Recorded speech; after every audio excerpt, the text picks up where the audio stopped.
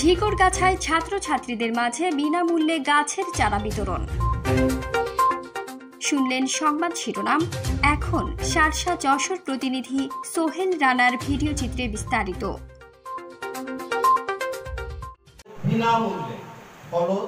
বাংলাদেশের গাছ, বাংলাদেশের প্রাণ। গাছ লাগান, বাংলাদেশকে বাঁচান। এই প্রতিপাদ্যকে সামনে রেখে যশোরের ঝিকরগাছায় পরিবেশের ভারসাম্য রক্ষায় ছাত্রছাত্রীদের মাঝে বিনামূল্যে ফলজ, বনজ ও ঔষধি গাছের চারা বিতরণ করা হয়েছে।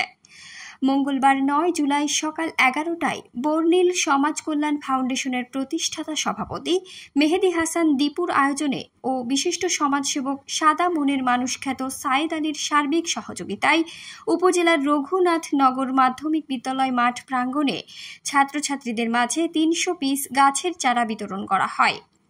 বিদ্যালয়ের সহকারী শিক্ষক মাহবুবুর রহমানের সঞ্চালনায় এবং এস আহমেদ ফারুকের সভাপতিত্বে প্রধান অতিথি হিসেবে বক্তব্য রাখেন বাংলাদেশ ফুল বিপণন সমবায় সমিতির যশোর জেলা শাখার সাধারণ সম্পাদক মীর ফারুক আহমেদ।